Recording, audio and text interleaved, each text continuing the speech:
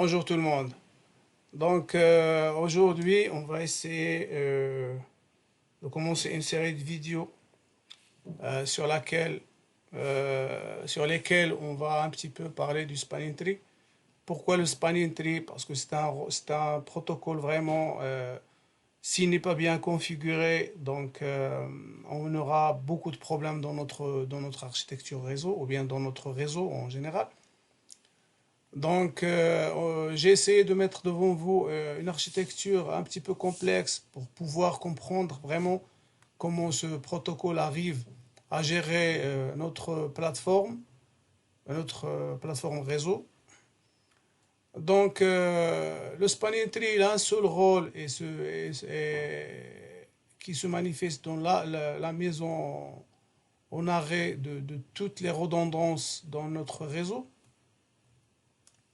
Donc du coup, sa seule fonction est de mettre en stand-by ou arrêter, c'est-à-dire carrément bloquer les ports des liens redondants. Pourquoi tout ça? Tout simplement parce que si on a un utilisateur qui envoie une requête vers ce switch va broadcaster vers tous les ports, sauf bien sûr le port par lequel il a reçu la requête. Du coup, le deuxième switch, il recevra la requête, donc du coup, il va faire la même chose. Et ainsi de suite, dans une fraction de seconde, on va avoir tout notre réseau qui est down. Donc du coup, ce que va faire le spanning tree, il va essayer de nous éviter ce problème. Donc la première brique dans la mise en place du spanning tree, bien sûr, c'est l'élection du root bridge. Donc root bridge. L'élection de root bridge se fait sur c'est-à-dire la valeur la plus faible de la priorité plus l'adresse MAC. Donc la première tâche d'un administrateur, bien sûr, est de choisir son root bridge, parce que sinon, ce que va faire spanning tree, il va choisir le plus vieux switch côté hardware, et bien sûr, pourquoi ça? C'est tout simplement si on se base sur les nouvelles gammes du switch, à chaque fois qu'on a une nouvelle gamme, donc du coup, il y aura une réinitialisation de tout l'algorithme. Donc du coup, on devra choisir nous-mêmes le switch, c'est-à-dire surtout le root switch, c'est-à-dire essayer de le choisir vous-même pour ne pas avoir ce genre de problème. On va nous partir sur le fait que ça, c'est notre root switch. Donc après l'élection du root switch, donc la première chose que vont faire les autres switches, c'est d'essayer de se connecter à ce root switch. Donc comme on voit ici, bien sûr, on a deux ports. Donc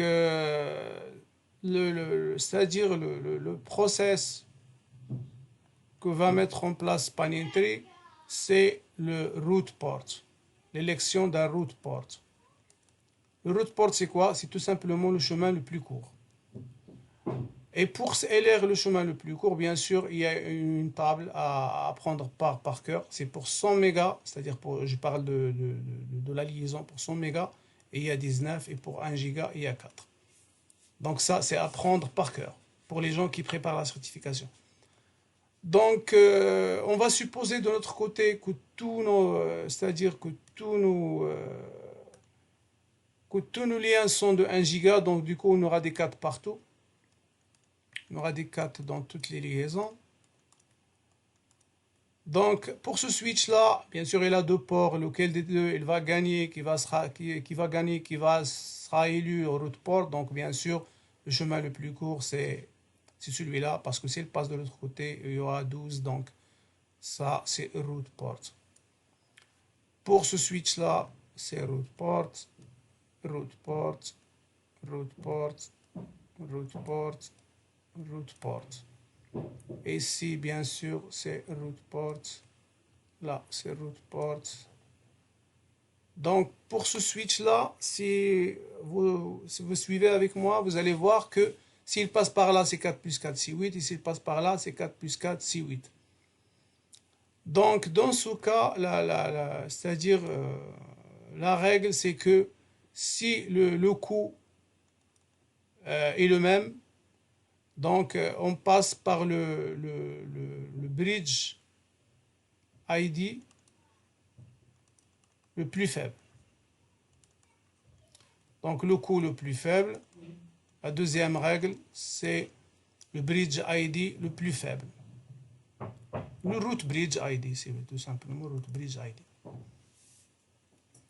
Donc comme on a dit, s'il passe par là, c'est 4 plus 4, c'est 8, et là c'est 8. Donc s'il passe par là, c'est 5, s'il passe par là, c'est 4.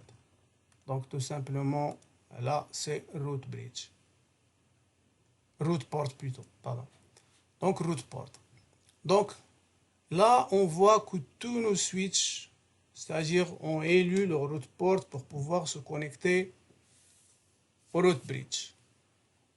Donc la deuxième chose, c'est-à-dire après l'élection du root port, c'est élection du designed port. Donc designed port, donc chaque segment, il y a une seule règle à bien mettre en tête, c'est que chaque segment il doit y avoir un designed port par segment. Donc on commence par là. Donc pour ce segment-là, c'est bien sûr, on a deux ports, là ici, par là. Donc les deux switches, ils vont se mettre en course pour voir lequel des deux va gagner. Donc la règle c'est quoi? C'est bien sûr le coût le plus faible pour atteindre le root port. Donc par là c'est 8, par là c'est 4, donc designed port. Les autres c'est la même chose. Designed port, designed port, designed port. Donc pour le switch, bien sûr, root switch, c'est très facile. Tous les ports du root switch sont des designed ports. Donc tous les switches du A, c'est designed port. Donc designed port, designed port. Donc il nous reste ce segment-là. Donc root port. Donc lequel des deux sur ce segment, donc si on passe par là, c'est 4 plus 4, 8, là 4 plus 4, 8.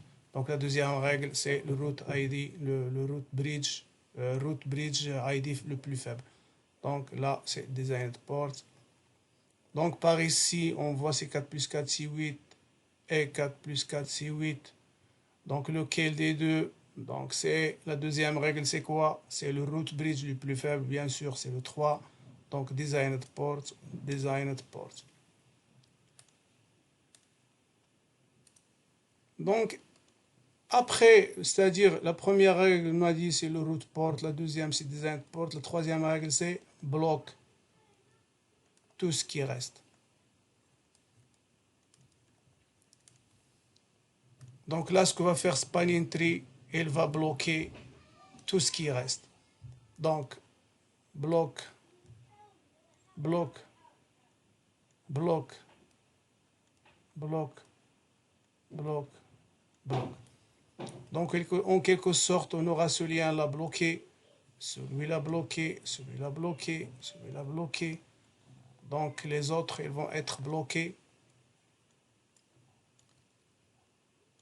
Donc tous ces liens-là bloqués. Bien sûr, s'il y a un problème dans une liaison, c'est-à-dire pour une raison ou une autre, elle tombe down, donc les autres liens deviennent actifs. Et du coup, après le rétablissement, donc tout revient à l'ordre. Donc là, c'est en gros comment, c'est-à-dire notre algorithme, il marche, comment il arrive à gérer tout notre réseau. Donc j'ai essayé un petit peu d'expliquer sur un schéma son lab pour comprendre un petit peu juste le principe. Parce que surtout pour le design de port, c'est ce qui cause vraiment des difficultés pour les administrateurs réseau. Donc j'espère que cette vidéo a été intéressante et que vous avez pu, c'est-à-dire comprendre un petit peu comment notre réseau arrive à gérer, c'est-à-dire comment le spanning tree arrive à gérer notre réseau. Donc restez avec moi dans une semaine. On va essayer de mettre en place une nouvelle vidéo qui va attaquer c'est-à-dire c'est un lab, ça sera un lab sur lequel on va aller doucement et essayer de comprendre comment le spanning tree arrive à faire ce qu'il fait. Merci à vous tous, bonne journée, au revoir, à bientôt.